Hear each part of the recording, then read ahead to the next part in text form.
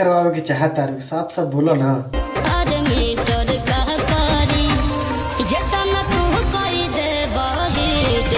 देख लो भाई छिनड़ी के कहता जितना हीटर ना काम करी तोहर हीटर काम करी।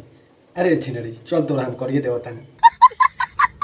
देखो भाई छिनड़ी पहले छिनार वाला वीडियो बनावेलक, अब देखलक ओ से हमरा व्यूज न मिली तो खेसरिया पवन सिंह के तरीका विरोध करके, मतलब कि पवन सिंह के नीचे देखा के खेसरिया के ऊपर देखा के वीडियो बनाओ। तो चलो आओ एक लाइक करे वाला बनिए ना। इस 1-2 सप्ताह में छोड़ के ऐसा लग ही नहीं रहा कि खेसारी लाल यादव की सिवाय इस भोजपुरी इंडस्ट्री में कोई और स्टार। अरे छिनड़ी तहार बाप न बा टीआरपी किंग पवन सिंह, आई सरवा के देखो तारा लिखले बा टीआरपी किंग खेसारी लाल हमारा लार लाल।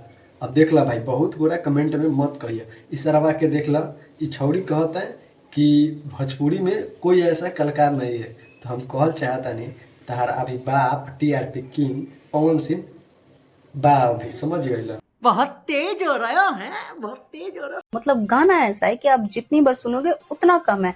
ऊपर से खेसारी लाल का डांस, उनका एक्सप्रेशन। और अरे छिनड़ी उ न बतेबे कि गानवा में सबसे पहले गानवा आयल रहलक लहंगा में मीटर वाला, ओ में तार खेसारी लाल यादव।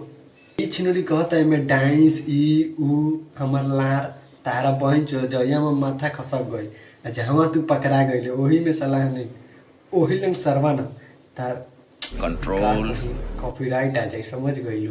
एकदम वाव है। हमारा निचला झाट है तारा बहनी के पहुंच चो दो न। मतलब देख लेला भाई एक और खाली बड़ाई अपना पापे के करी, मतलब कि छकवे के खाली बड़ाई करता है छोरी। काहे करता है? काहे कि ऊ एक और खुद का भातार बा, मतलब कि अब समझ सकेला पवन सिंह के विरोध करेला खेसारी यादव के, ई अपन बाप बनावेला कुछ भी बनावेला वीडियो में।